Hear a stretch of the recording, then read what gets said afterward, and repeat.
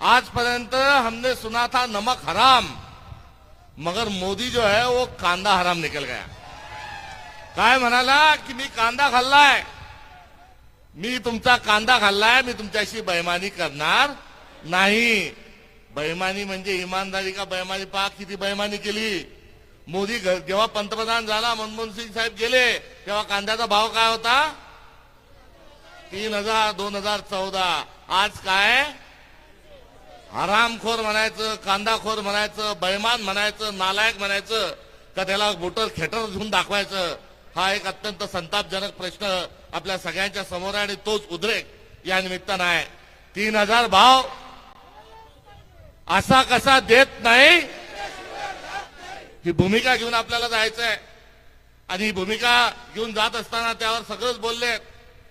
आणि जो घेतला जाणार आहे कांदा, हाही व्यापाराचा घेतला जाणार आहे। चीज भी मेरी, पट भी मेरी, आंटी मेरे बाप की, असा हे नालायक जे सरकार आहे, हे फडणवीस जे आहेत तेही काय म्हणाले 2400 रुपये देऊ।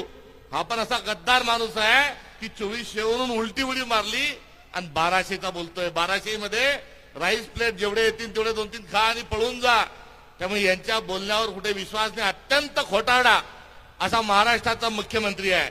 काय म्हणाला पहिले, जोपर्यंत वेगळा विदर्भ होणार नाही तोपर्यंत मी लग्न करणार नाही। लग्न झालं का नाही झालं या बाबाचं? अरे जो विदर्भाच्या मतदारसंघातल्या त्याच्यावर निवडून येतो त्या लोकांशी खोटं बोलतो, तो या महाराष्ट्राशी आणि भारताशी जगाशी खोटं बोलल्याशिवाय राहणार नाही, एवढंच सांगतो। मात्र हा जो भाव पडलेला आहे, या पडलेल्या भावाला मोदी आणि फडणवीस जबाबदार आहेच आहे। मात्र यावर आपल्याला ही लढाई थांबून चालणार नाही, कारण आंतरराष्ट्रीय स्तरावर कांद्याचा भाव ठरत असतो। बांगलादेशाने कांदा बांगलादेश द्या द्या म्हणत होता, मोदीने एकदम झटक्यात खटक्यात पाडला आणि खटका पाडला। बटन जसं बंद करतो, स्विच जसा बंद करतो तसा बंद केला। ती शेख हसीना बाई जी होती पंतप्रधान, ती खुशामता करायला लागली, गयावया करायला लागली। मात्र या बाबांना ऐकलं नाही। बांगलादेशानं काय केलं, भारत आपल्याला अडचणीत आणतो म्हणून त्यांनी इतर ठिकाणून कांदा घेतला। श्रीलंकेने तेच केलं, इराणने तेच केलं। हा भांडकुदळ मोदी जो आहे, हा सर्व आपल्या शेजाऱ्या पाजाऱ्याशी आणि जगातल्या सर्व लोकांची यानं खाजून घेतलेलं आहे, भांडणं घेतलेलं आहे।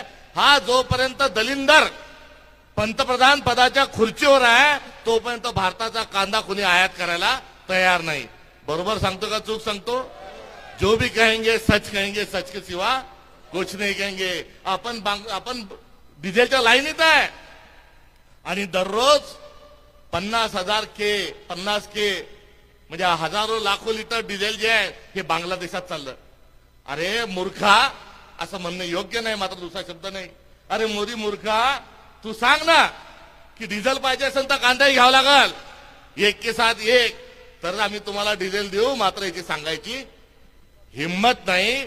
आंतरराष्ट्रीय सगळ्यांशी हा भांडला, आपला कांदा कोणी घ्यायला तयार नाही। याचं सोल्युशन काय, याचं औषध काय? ये सरदार निकम्मी है, ये सरकार बदलनी है। तर मोदी घरी गेल्याशिवाय चांगलं होणार नाही।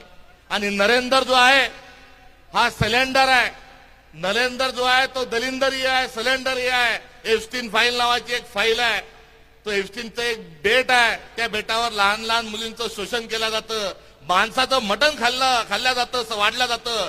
अशा या बेटात हा गेला होता का? आणि हा तिथे जाऊन कोणता डान्स केला आणि यानं काय काय कांड केलं की आज हा ट्रम्पचं ऐकतो आणि सगळ्यांचं ऐकतो आणि भारताच्या माणसांचं ऐकत नाही। एवढाच माफक एक प्रश्न जो आहे, कारण आपल्या देशाचा पंतप्रधान हा घाबरलेला आहे। यानं काहीतरी असं काळं बेरं केलेलं आहे की हा डोळ्यात डोळे घालून पाहू शकत नाही।